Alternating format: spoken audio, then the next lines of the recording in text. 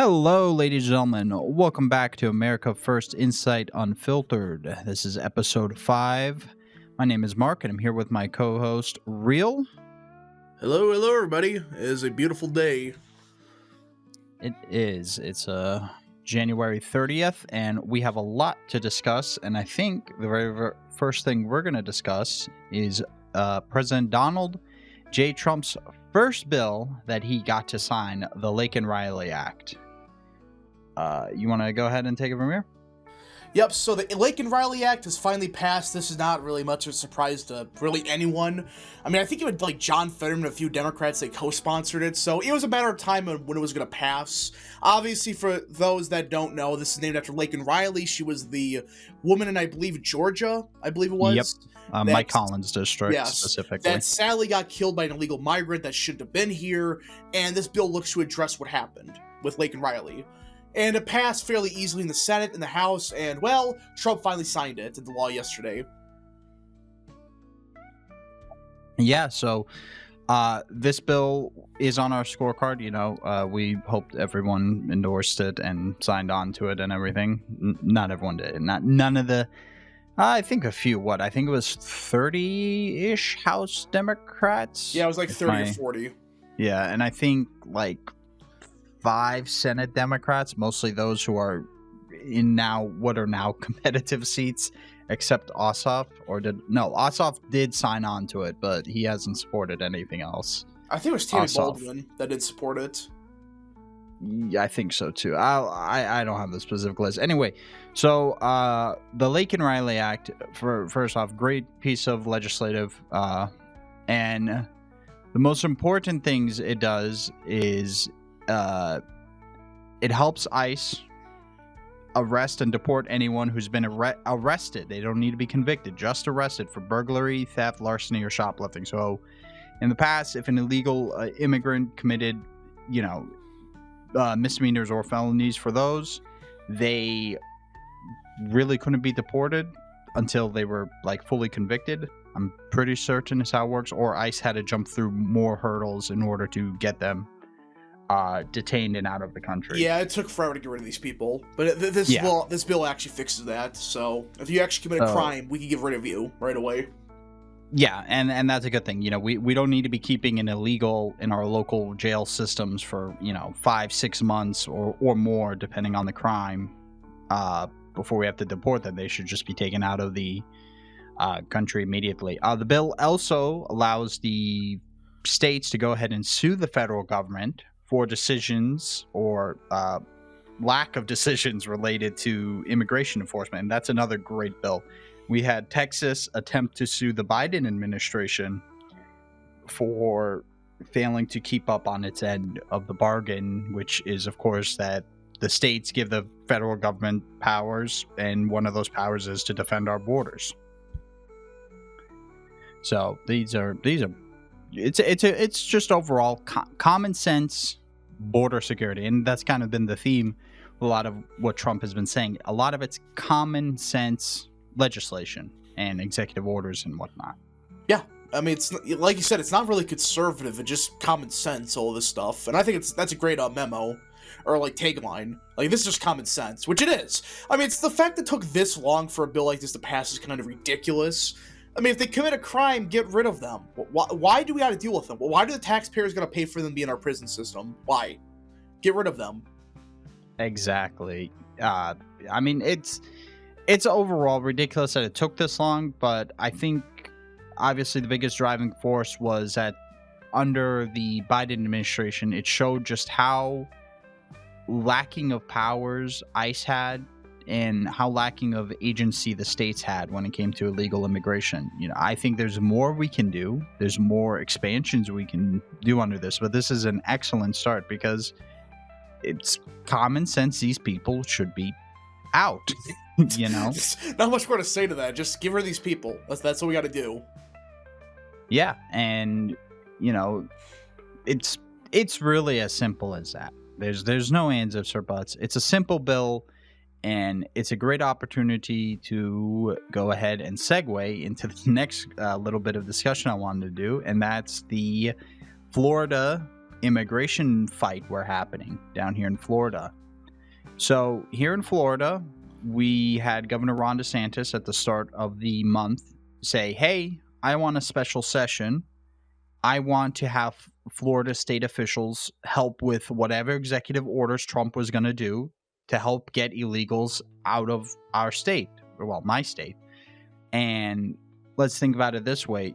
Florida has roughly 1.1 illegal immigrants at least. So they got 1.1 million? Yeah, that's the rough number. It's probably higher because I think all things that count illegal immigrants is on the low end. And the state legislative, which is not all that great, said, no, we're not going to do it. It's too premature. We don't like it.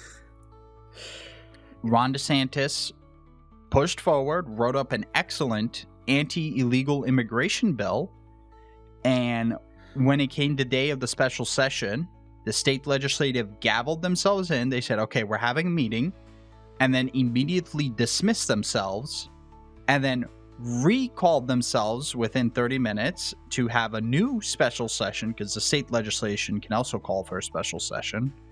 And then they passed their own immigration bill, which was terrible. It's an awful immigration bill.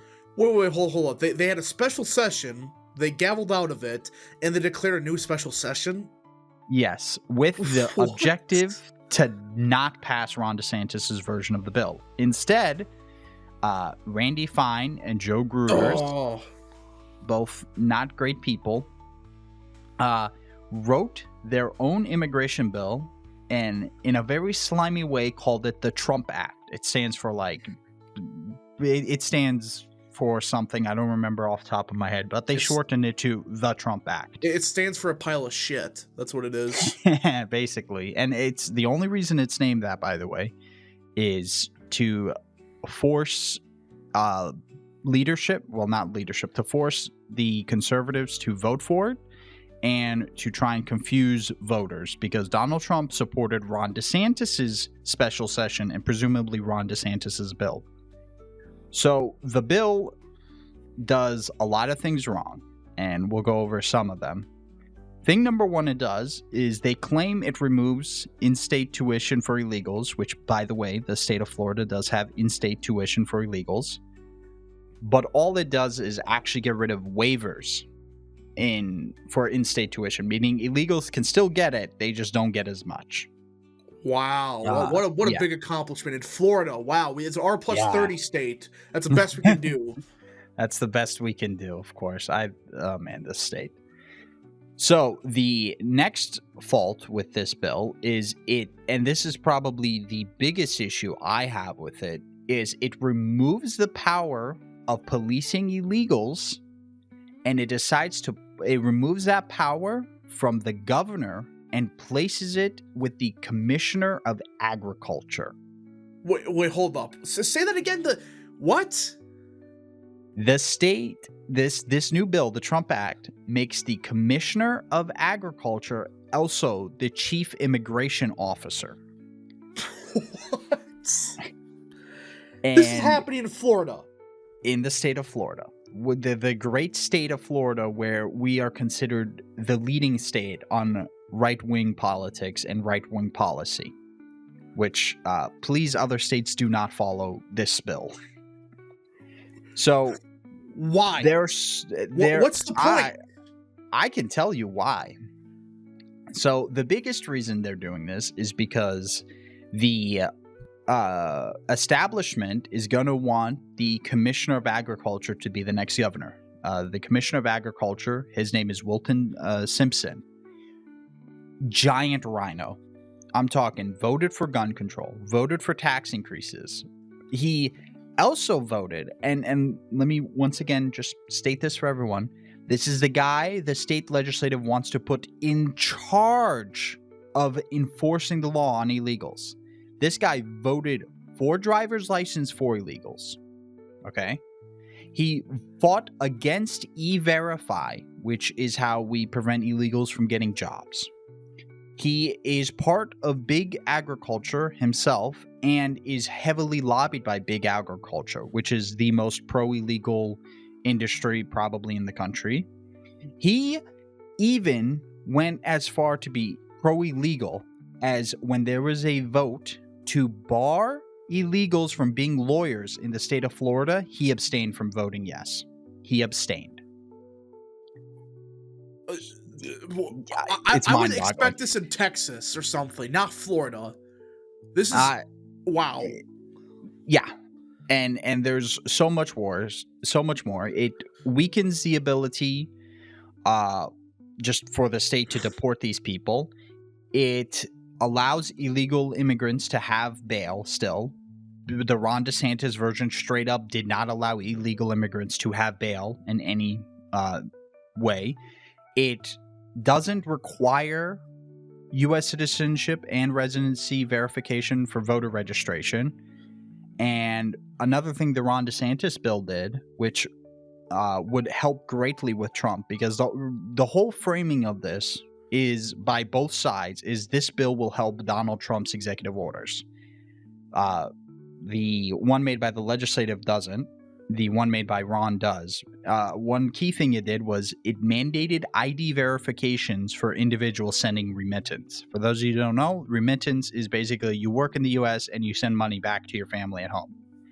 The Donald Trump made wants to make the External Revenue Service, so instead of the IRS, it's the ERS. And one thing they can tax and get money from is remittance, and this would be a great way to help that. So, yeah, our whole legislative is in a full-blown war with the governor's office over which bill should pass. And it's incredibly sad state of affairs here. I mean, this is stuff you would see in, like, a state like Arizona, Georgia, Texas, not Florida. I mean, is the state legislature that bad in the state of Florida? Our state legislative is horrible. Everyone goes on how Florida should be the role model. And realistically, the only thing we were a role model was during the 2023 session. Because during the 2023 session, that's when we passed all the amazing stuff that everyone says, hey, that's why Florida should lead the way. All the flashy, really nice stuff. And that only happened because Ron DeSantis was going to run for president, and he was making a lot of promises to the state legislative and helping them out in that way. So they kind of let everything pass.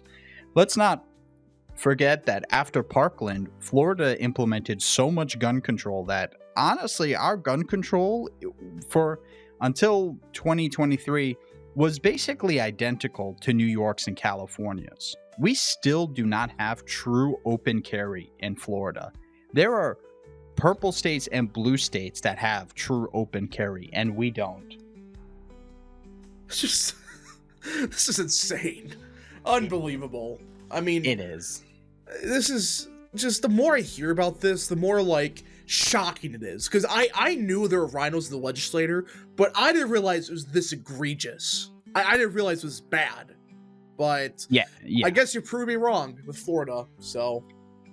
Yeah, we had, I think there were 5 state senators that voted against the Trump Act. See, that's the way they want me to phrase it. They want me to phrase it. These senators voted against the Trump Act, and they want you to think that that's a bad thing, when in reality it's a good thing. So I'm going to say terrible immigration bill from now on. What a bunch of we had sleaze 5. bags.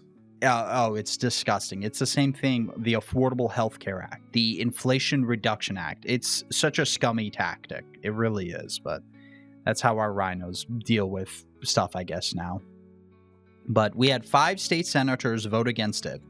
One of our state senators only voted against it because it was too mean to illegals. So that person doesn't count.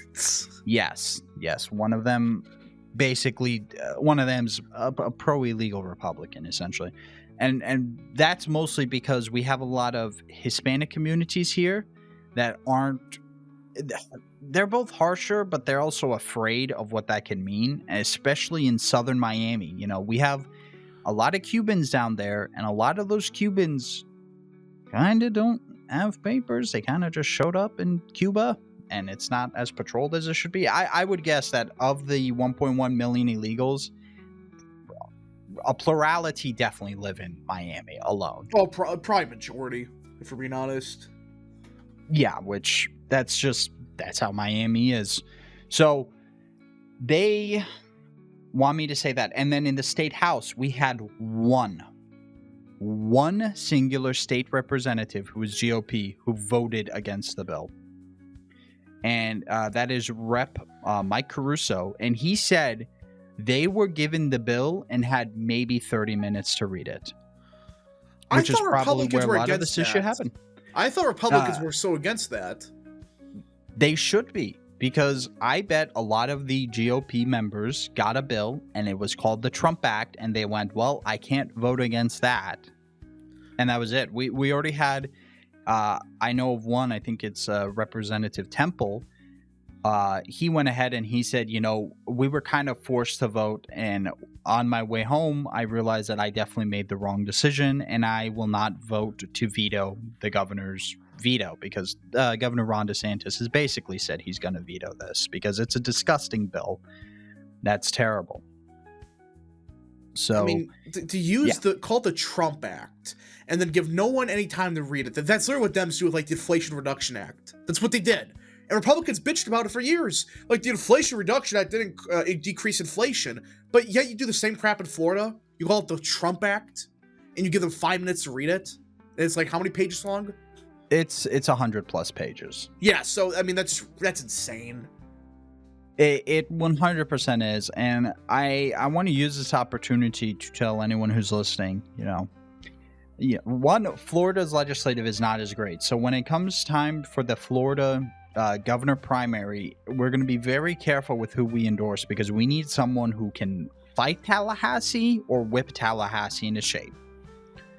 2, I want to make sure anyone listening, please get involved at your local level, because your local stuff matters. If this bill were to pass here in Florida, the nice part is Florida has a very strong grassroots scene.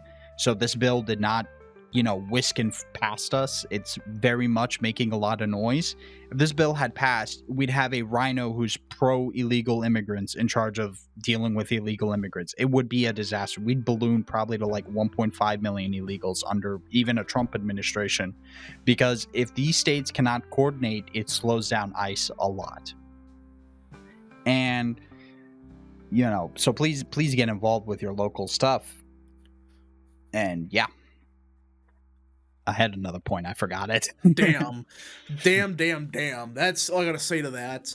Like, I heard a little bit about it, the whole Florida situation. I knew that it was a bad bill. I read parts of it. I didn't realize that bad of a set of circumstances. I didn't realize it's called the Trump Act. I didn't realize it had 10 minutes to read it. I didn't realize there's some of that stuff in the bill. So yeah. The goal is for them to try and, smoke mirror it past everyone. But Florida's grassroots, like I said, is strong enough that couldn't happen, and a loud enough of a voice was raised. So, yeah, that's what's happening in Florida. So please be involved, everyone, if you live in Florida. And I mean, even if you don't live in Florida, if you're in your own state GOP, make sure you're involved, because these type of bills are what matters. Everyone is focused on the federal stuff, but there's a couple degrees of separation between federal stuff, besides taxes, and your life being impacted. Local stuff and state stuff, I mean, these can happen quickly, and they can affect you much quicker. And I think they're more impactful, if I'm being honest, because you actually get through faster. They definitely can be. The federal government, it takes 10 years action for something, so... But state and local stuff, it's, like, immediate. So that's why it's more important. But the fact that we're even talking about Florida doing this is some crap you would see, like I said, in Arizona or, like, Utah. This is insane. This bill is written straight out of, like, Utah, or, as we talked in, I think, the last episode of Unfiltered, Texas, because they have a terrible rhino problem as well. We do too. It's just ours was hidden because Ron DeSantis used a lot of his political capital in 2023 to make Florida look really, really good. So, yeah.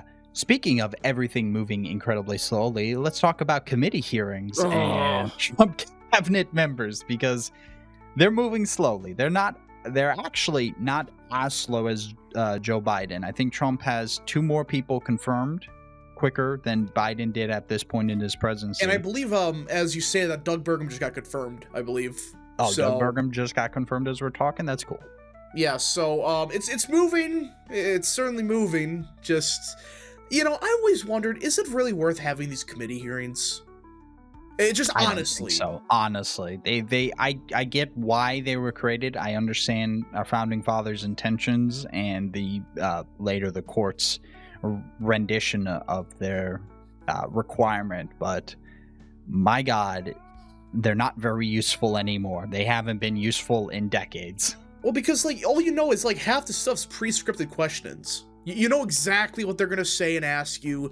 You don't get a tough question. Well, you either get like a very simple question that's like a gimme, or the question is like absolutely insane, like some of the Tulsi Gabbard RFK stuff. You can't answer it because they interrupt you in 5 seconds. So it's like, what's the point? If you know how they're gonna respond, what's the point? Like, I understand like the American people should know who these people are, but there's got to be an alternative, like a national interview or something, where people directly can ask them, like a town hall. Not these random senators that, like, ask the dumbest questions, like they did with Tulsi Gabbard or RFK or Kash Patel. I mean, this is stupid. Yeah, no, you're right. I mean, you were mentioning these questions are predictable and already scripted. Thom Tillis, Republican senator of North Carolina, had a bingo card for when they were going to do the committee hearing on Kash Patel, and he did manage to get bingo on it, which should go to show how predictable these are, and they are generally a waste of time. I think obviously the Senate vote needs to happen, but I think they're just better off just doing what they already do, which is talking to the senators one-on-one, because all the cabinet members have had probably dozens of hours talking with the Senate behind closed doors already. Yeah. Which makes the current senators just use the committee hearings as an opportunity for, oh, I got you, or hey, this is going to sound really good as an ad in 4 years. Yeah, it's a soundbite. They want fundraising. That's honest truth. It just comes out of fundraising. That's all these people want. So it's like, oh yeah, if we own like Tulsi Gabbard, we'll raise $100 million. That's their whole philosophy. It's like, that's not the whole point of committee hearings. The whole point is to figure out, like, okay, is this person qualified? But if you're meeting behind closed doors for 100 hours a week, it's like, is it worth it? Should we just get rid of the system as is? Yeah, I mean, I personally would be in favor of some type of reform to this, because it's a waste of time and it takes them forever to do anything, and it's kind of meaningless. They've already met for dozens and dozens of hours. Now, to be fair, there are a couple like people that ask like actual questions. Like even Susan Collins, like with I think it was Tulsi Gabbard today. She actually asked a serious question, like questions I should say. But it's like outside of that, there's one or two that take it somewhat seriously, but the rest are just jokes. It's like, Tulsi Gabbard, why are you the worst person in the room? You have 2 seconds to respond, and I'll interrupt you. So that's what happened, like 3 times. And it's not even just the opposition parties who do this. Democrats, they go ahead and they're like, oh, hey, why are you a terrible person, like you just said. But even our own side will use this in a terrible way. It'll be like, Kash Patel, I hate DEI, and DEI is terrible. Why do you also hate it? Oh, wait, let me interrupt you, because I want to make sure everyone hears me that I hate DEI and it's terrible. Did that sound good on the mic? Do I need to do another take? Yeah, do another take. Because our side does the same thing, where we use it for fundraising. We just use it as positive fundraising. Both sides use it for fundraising, but it depends who's like being confirmed. If the Democrat is being confirmed, the Republican side's gonna be vicious, and vice versa. That's just a fact. It's never actual questions. It's a bunch of crap usually that no one cares about, and it's not gonna matter because do these committee hearings really change people's minds? I don't think so, because anyone who is flaky on it, right? John Curtis, for example, said I'm flaky with Gabbard.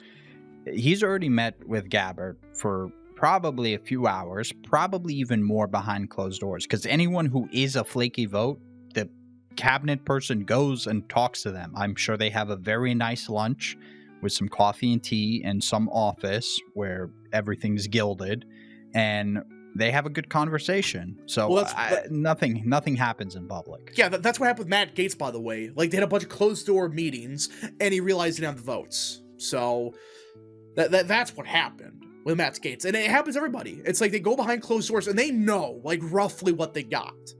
And that's why I still think at the end of the day, all three of them, the Kash Patel, RFK, and Tulsi, I think all three of them will get confirmed. But because they know roughly how many votes they got. You know, they know. It's not like, oh, we don't know for sure. It's like, I'm assuming all of them are like at 49 or 50, at least. So, yeah. we're know in a couple weeks, though. Or within the U.S. hasn't had a failed cabinet vote in, I think it's been decades, because normally when someone does not have the votes, they just withdraw themselves, or the president will withdraw them. It's been a very long time since someone has been forced to the floor and then they fail the vote, because not only that, they also have to pass committee and everything. So it's all been predetermined in that essence, and I get why they exist, like I said, but they have become way less important. You know, in the past, even the same thing with SCOTUS judges hearings, all these hearings have just kind of been devalued. They've become political brain rot, I would dare say. So yeah, so the last major one was actually with H.W. Bush in 1989 with John Tower for Secretary of Defense. So yeah, it's been 40 years. I mean, it's unlikely that they're going to, like, lose at the vote. Because, again, they know. They talk to every senator, and they tell them yes or no. Like, no bullshit like, oh, Susan Collins is disappointed. Or she's questioning or crap like that. She actually answered behind closed doors like, yeah, I'm a yes or no. Yeah, this has been figured out. And anyone who did have doubts, they're going to have another. I mean, Curtis said he has doubts, which probably means that Tulsi's going to spend the evening or tomorrow's lunchtime with Curtis again, and they'll try and iron out anything that remains problematic in their eyes. It's not going to happen in a committee because, each committee member gets 2 minutes and one question, something like that. Well, they get multiple questions, but like you get like 2 minutes, and like that's it. Yeah, it's just not going to happen in time. Which, again, like, I think that might be a better system anyways. It's behind closed doors anyways. Like, I know there should be, like, some kind of public thing for people, like the average Joe. But if you're just not going to take it seriously, just make it behind closed doors. So they can actually ask actual questions. Like, what are you going to do about, I don't know, Edward Snowden? And actually ask a question about it. Not, you support a terrorist. Why do you support him? Yeah, you're 100% correct on that front. So, I want to talk about a couple more executive orders that recently happened. We had Trump officially doing the executive orders to begin planning and figuring out the 250th birthday of America. This is something that exactly this means a lot to me. Because this was a big reason Trump just had to win, because our 250th anniversary had to be celebrated by someone that loved this country. Yeah. It could not go to Harris, because I do not even want to begin to imagine what disgusting, perverted actions were going to happen. It would, like, be, like, the message all big corporations push now. Like, that's what it would be. It won't be about America, it'll be, like, the message. You know what I'm talking about? Yeah, it'll be that kind of the I get what you're saying. It's hard to put into words. Yeah, it's like the current day message of like, oh, totally equality, but like certain people are better than others because their skin color, their equity crap. You know, that's what happened. And they would say, oh, sorry. Mm-hmm. And it'd be like, yeah, Thomas Jefferson's an awful person. George Washington was awful also. Benjamin Franklin should be shot. You know, that's what they would do. They would shit on the actual American heroes, the people that found this country, and they would celebrate some who freaking knows. I honestly don't know what some communist professor or something. Yeah, like Harris's dad, communist professor. Yeah, they would do that under Harris. You know, I'm sure the 250th anniversary would have had more like Native American displays than, you know, American flags around the place. That's probably what it would have been focused on or something. And it would have been like a huge, like, oh, we're sorry, you know, anyone who feels pride in this nation should go cry in a ditch, and we're all horrible people. So here's a queer Native American to celebrate with fireworks or something, you know. Oh, not every people. Only white That's people what it are would bad. be. Only white people are bad. Actually, be careful what you say. It's only white people that are bad. Yeah. Here's the, you know, we'll instead in Washington D.C. we'll build a big statue about how slavery's bad, and then another statue to natives or something. It would have been terrible, but I think Trump and everyone involved will make a thing that truly celebrates this nation, what we've done, what we've accomplished, our history, our past, our ancestors, our everything. And I'm so glad it's under him. And I hope he wanted to do a World's Fair in Iowa. I hope they pick that or something, or, you know, I hope they put it in Florida. That'd be better. But, yeah, you know, I think understand. They're gonna do something big, I think, because I mean, this is a once in a lifetime opportunity for Trump. He knows it. And plus, he has the World Cup, I think, next year, and the Olympics in 4 years, I think. Yep. You can flip-flop it. It's one of the two, but yeah, it's one of those. Yeah, we get both, and we have the moon. So the moon and maybe something of Mars. So we have so much to be celebrating, and I know Trump will take these opportunities to put America in a good light and, you know, get to show us off, which is always the nice part about it. When was the last time we showed off, honestly?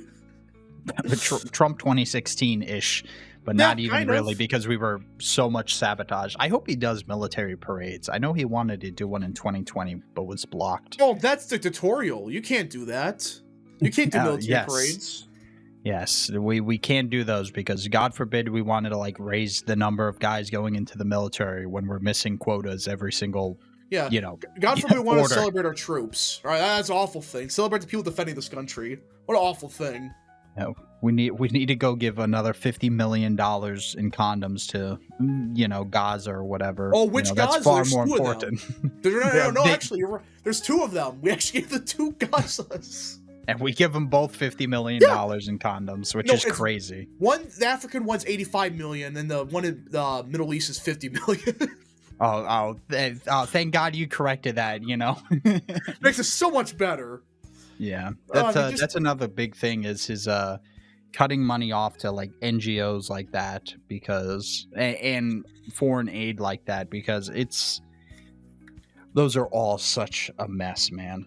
Yeah, which again, like I know some bad NGOs. There's some real bad organizations, and the worst part for me is a lot of these organizations, especially when it comes to illegal migration, to like help these people.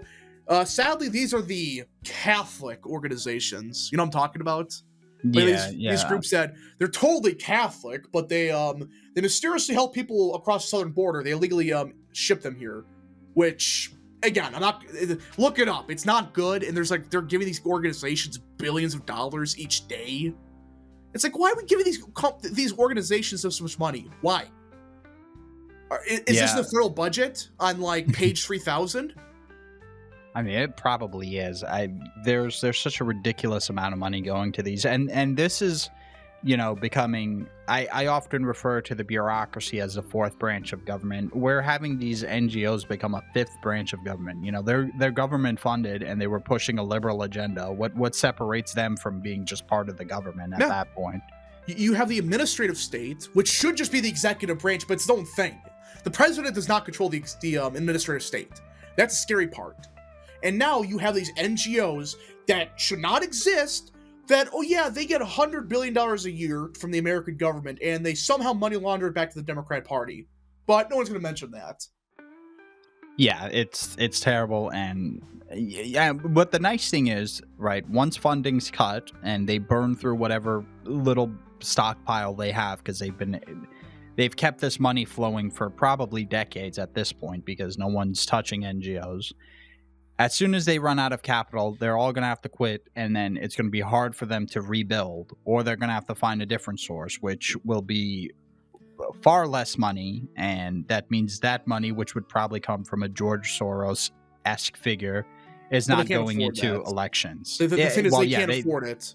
Exactly. They can't afford it at the same scale that an NGO gets from governments, but it's going to greatly hamper them, and once they're out of business, even if it's just for 4 years, it'll take them a while to rebuild.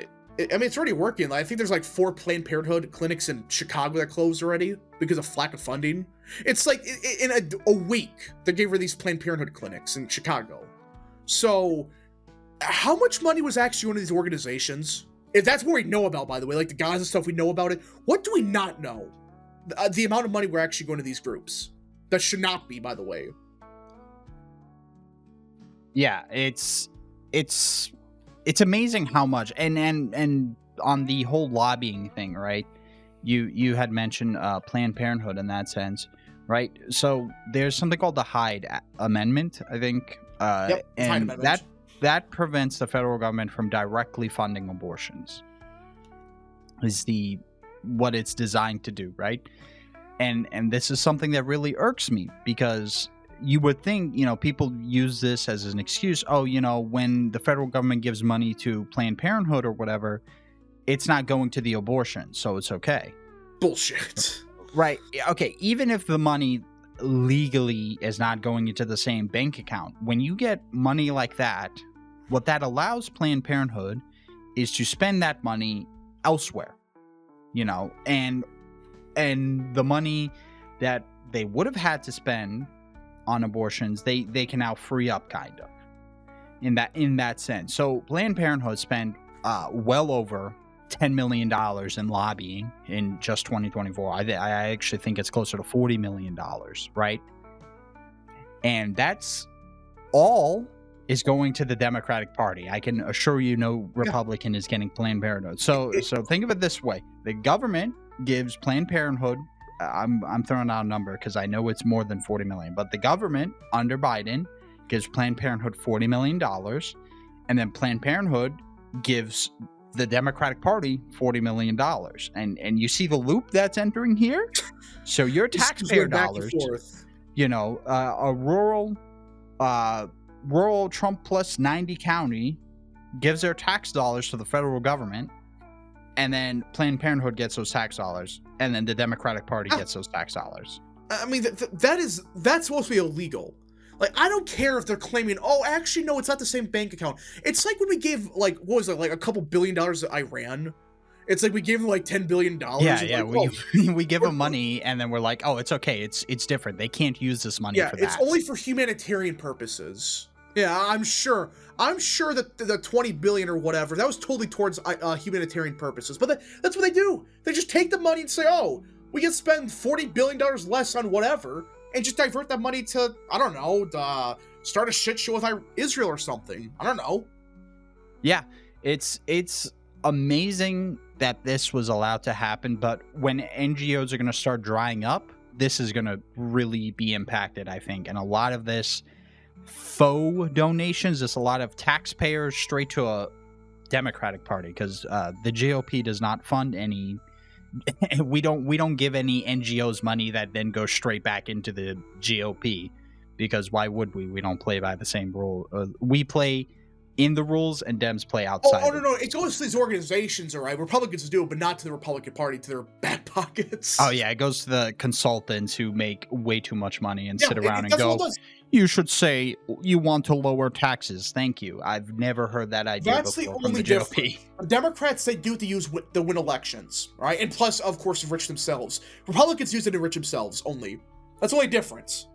So it's about time we got someone like Trump in office saying, oh, wait, we're spending $80 billion on condoms in Gaza. Maybe we should get rid of this.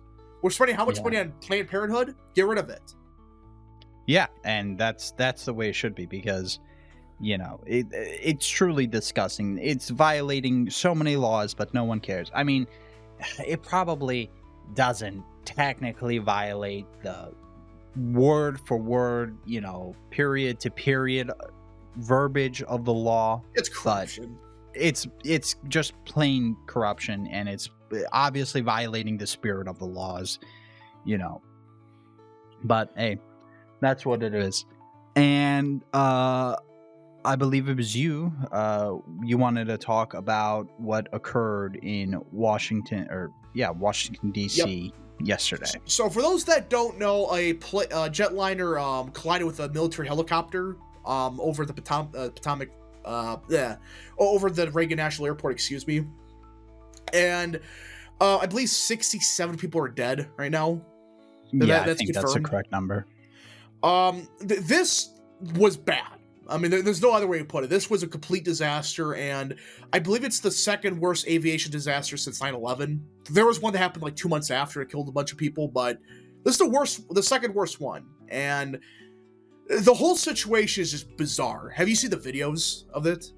I've seen some of them, yes, and you are correct. It's very bizarre, and first, obviously, thoughts and prayers to people who I think they've confirmed there's no survivors, so they've lost their loved ones, which is heartbreaking.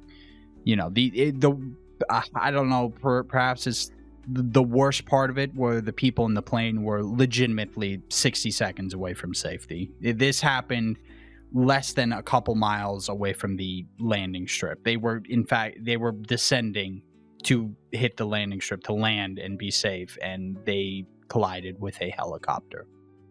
Yeah. But it's a terrible event, and it's unfortunately being used by the Democrats to attack Trump, when realistically I think this was just a massive error from the aircraft tower control, the ATCs. Here's what I'll say, because we're learning more about this. We're not getting a final report for, I'm guessing, a couple weeks at a bare minimum, because this is a developing situation. Yeah, so we're gonna get stuff from the DoD, the FAA. Obviously, we'll get one from, but it's like apparently that same tower, the control tower, there's one person doing two jobs.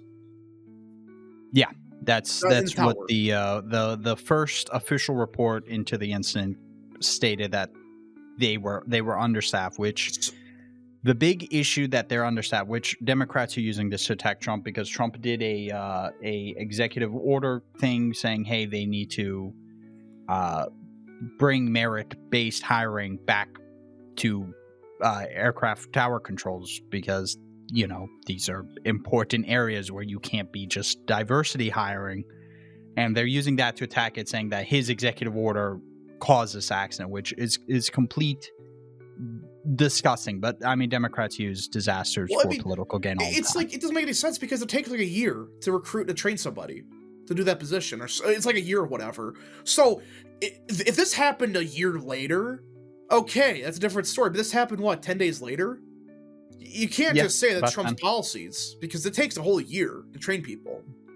It takes a year to train, and even if hypothetically, right, they could have hired someone, 6 days ago. I'm almost certain, or like a week before it, I'm almost certain that when you're first hired and you're learning a new airport, how to direct traffic, you're probably being watched by, like a senior commander, which meant it still would have been two people doing one job. Yeah, or two people doing not enough jobs, because he would have been overwatching the person. It's unfortunate. I think it's as simple as that. Yeah, I mean, it's like, this whole situation's awful, and we don't really know. It's like, why was the helicopter going straight at the airplane? You're telling me you couldn't see the airplane a mile away? I mean, the same altitude, you're seeing it, you're right in front of it, you keep going straight and you don't see it? Like... Well, from what and this is what I heard, I have never worked in aviation. What I heard is that the helicopter, this is confirmed, it was on a training mission. Yeah, we know that's training mission. The next thing is, I would assume that part of that training mission was, instead of having, because helicopters and planes should have electronics that tell them, hey, there's something in front of you, move. I would assume they had it turned off because of the training mission, in order to figure out like whatever they were learning. Then the way it was working was the helicopter and the ATC were communicating, and instead of doing electronic confirmation of, do you see something or there's something in front of you, it was purely visual by both the tower and the helicopter. And presumably, some people are saying that when the helicopter confirmed visualization on the plane, they were actually looking at a completely different plane, which is the thing I've heard. And it was just a bad sense of angles, because there's also footage of, even during daytime, these helicopters training, dude, they are so freaking close to such a busy airport. It's a little I don't know who approved that, but it sounds like a bad idea. Yeah, I mean, I understand what you're saying, but like, still, you should still see the plane lights in front of you. Like, I'm not saying like I don't want to fly a helicopter or whatever, but it's like I'm trying to think like, wouldn't you see at least the lights of it? I know it's nighttime, but it's a clear night, and the airplane has lights. It's landing, so and you know you're right next to the airport. Yeah, I heard one person who said he was a former pilot say that maybe the plane was kind of being lost into the lights of the city or something. I don't think that makes sense personally. And some people were blaming the plane, but I would have to assume I would have to assume that if you're landing, all eyes and all your equipment's focusing on the runway directly in front of you, and aircraft tower control says, "Hey, you're good to land," you're just gonna assume that. And that's a thing, these aircraft tower controls, some of them are understaffed, but so many of them also have incompetent people. You can go on Twitter and find dozens and dozens and dozens examples of near misses. Yeah, I think 2023 is like the worst year in like modern history for like near misses. We had like 600-ish near misses, I think is what Trump or Andy Ogles actually tweeted out a statement about that, and I think he said it was like 500 something near misses we had in 2023, which is crazy. These should not be happening. And if you read some of them, almost 99.9% of them, it's not pilot's fault. It's the aircraft tower controllers going, "Hey, plane 1, you're good to go on this runway. Hey, plane 2, you can land on that same runway. Oh, wait, stop.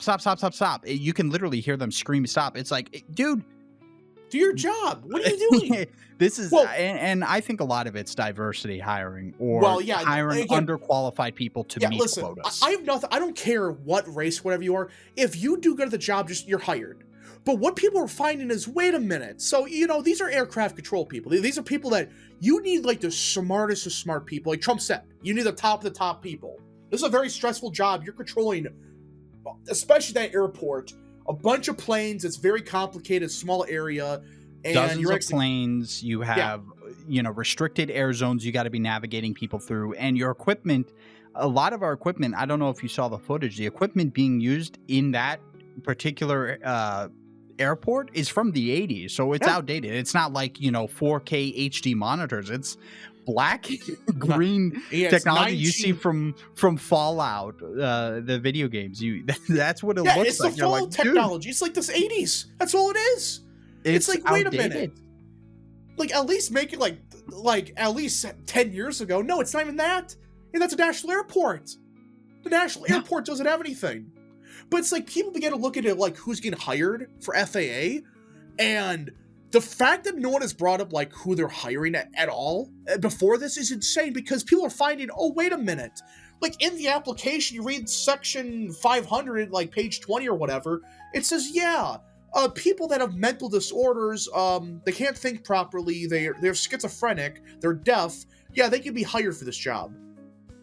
What? No, and that's word for word. I'm right in front of me is the Trump executive order where he talked about this, and he says, during my first term, my administration raised standards to achieve the highest standards of safety and excellence, but the Biden administration egregiously rejected merit-based hiring and went back to Obama ideas on hiring, requiring all executive departments and agencies to implement dangerous, quote, diversity, equity, and inclusion, unquote, tactics, and specifically recruiting individuals with, quote, severe intellectual disabilities in the federal or in the FAA, which is, our these are the people, the Federal Aviation Administration. We're not talking about pencil pushers. We're talking about people saying, you can land your plane right now. So these are people that need to be the smart people, the top people, the top 1% of people.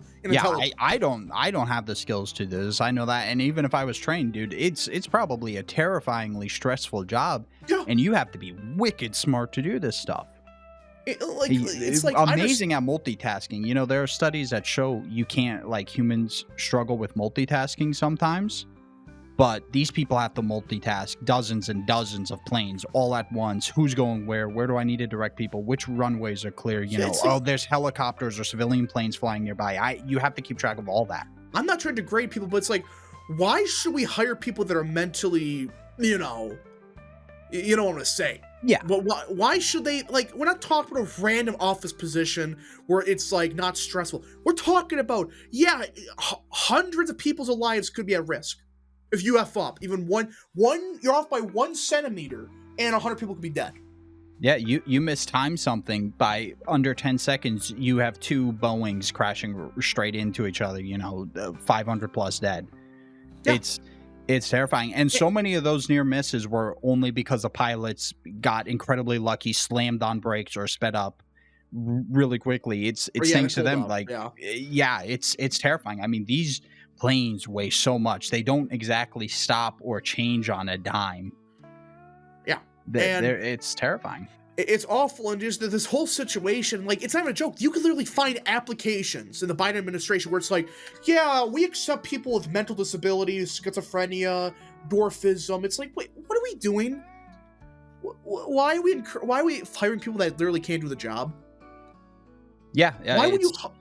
It's such a disgusting thing. It puts people's lives in danger just so a lady in HR can feel good. Yeah, and it's like.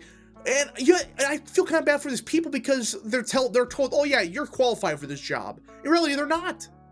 And it's like, it's going to be their fault if something happens. That's the worst part about it. Just say no to these people. They can't do it. But yeah, like I'm certain the person in the aircraft tower control, I can't imagine living with that guilt, kind of knowing that. That's got to be brutal. That's just got to be brutal.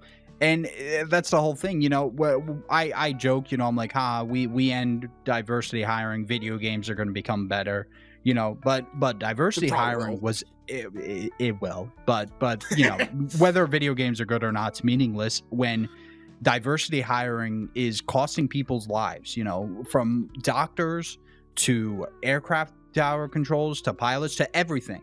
It's insane that this was even remotely going to be considered normal to the country. Thankfully it was only normal to insane leftists and the HR ladies, and the rest of the country woke up and went, as part of the deal with electing Trump is, dude, people got to be hired based on merit. We can't do this.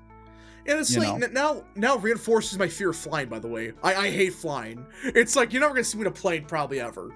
For that exact reason. It's like, I don't, like, this isn't, like, it's bad enough, like, you're flying, God knows how many feet in the air, and it's like, oh yeah, by the way, the pilot might be deaf, the air traffic control might have schizophrenics in there, and yeah, that's a good combination. So, yeah, it's terrifying. Yeah. I don't have proof that this was a near miss or anything, but I remember when I was landing in Chicago O'Hare once, the pilot goes over the radio, ladies and gentlemen, we're going to be landing, and we're getting closer and closer to the ground. And then all of a sudden I can hear, max engine thrusts, and then we start ascending. And they're like, we're going to have to wait a couple minutes. I'm like, dude, I feel like that meant someone was put on a runway when they weren't supposed to be. Yeah. It was just caught earlier. That's terrifying. That's like, you avoid it. It's like, again, you don't know what happened. Maybe there was miscommunication, but it's like, this happens how many times? And we just get lucky each and every single time. Yeah. That we avoid it. 538 times it happened or something along those lines in 2023. We just got lucky that many times. Luck runs out eventually. Yeah. You keep flipping a coin. It's eventually going to land at tails. And that's what happened here. Yeah. So, anything else you want to add to that? Well, it's just the whole thing. It's not just the FAA, obviously. It's like every department. I mean, the FBI. Remember that commercial? They had like a deaf and blind person, like working the FBI. I do. Or I think it's a CIA or whatever. It's like special agents. Yeah, special agents. Russia and China are laughing at us when they see stuff like that. 100%. Yeah, the military ads, like when they don't want to recruit men, when they don't want recruitment, they post those crappy ads of diversity. But then the millisecond they want to start a war, they start posting ads of white men. Yeah, so, or they need to start hitting their actual, like, quotas. Just raw numbers quotas. They change gears.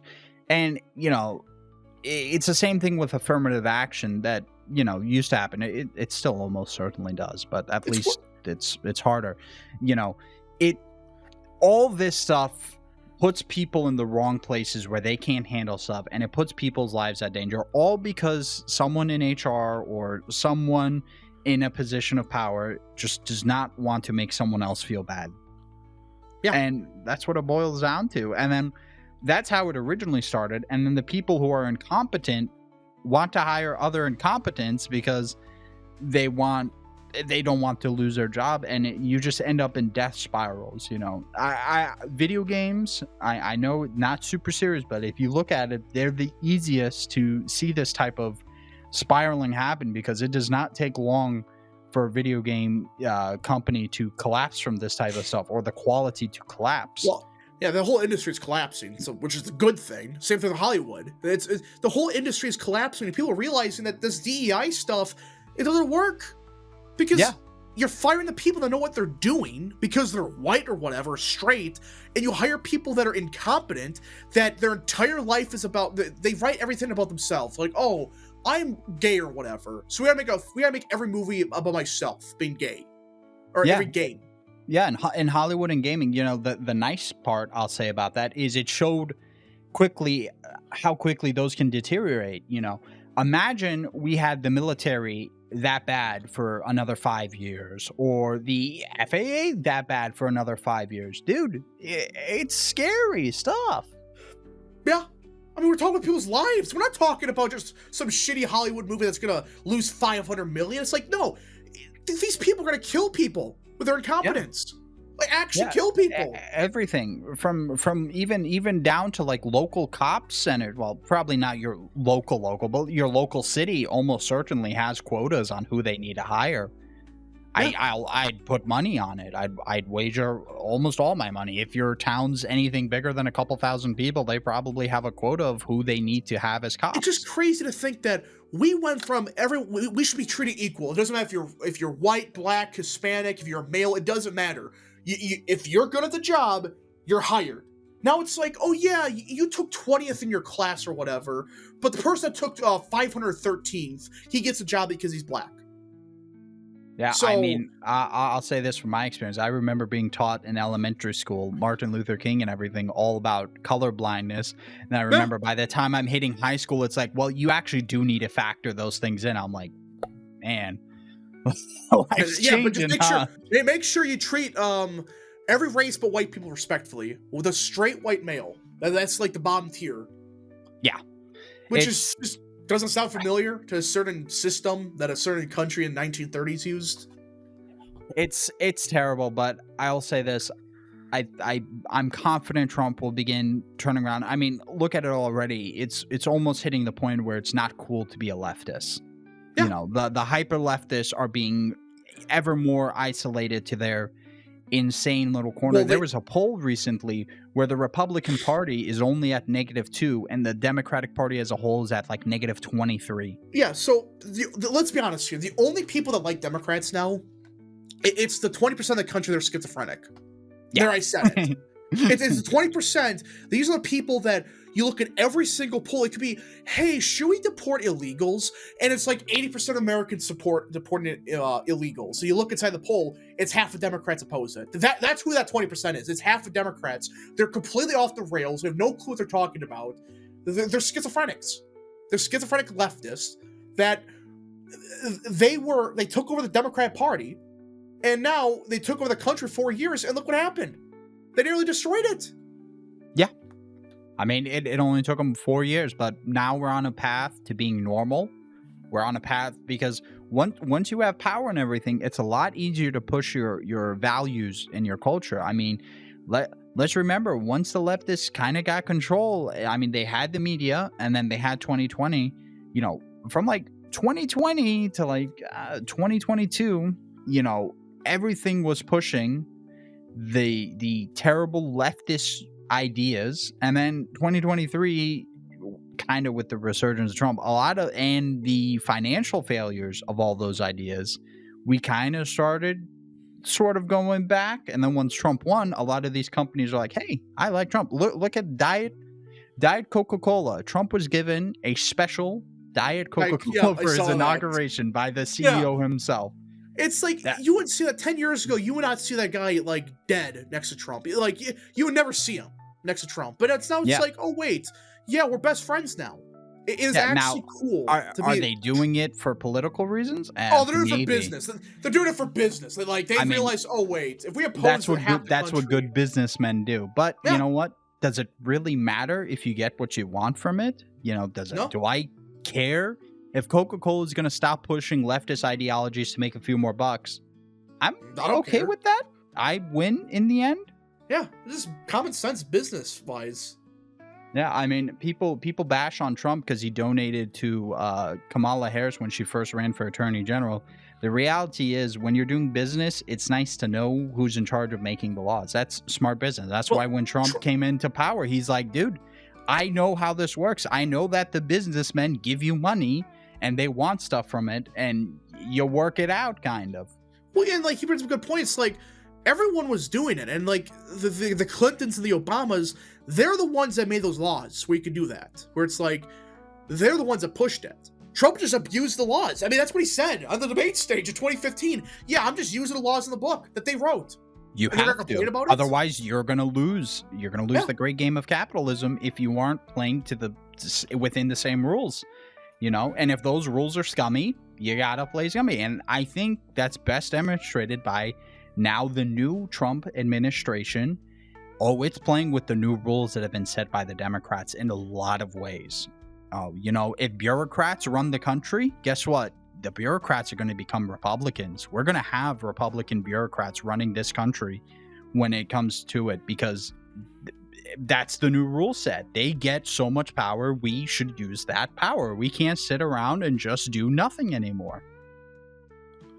So, yeah, I think that's all we wanted to discuss today.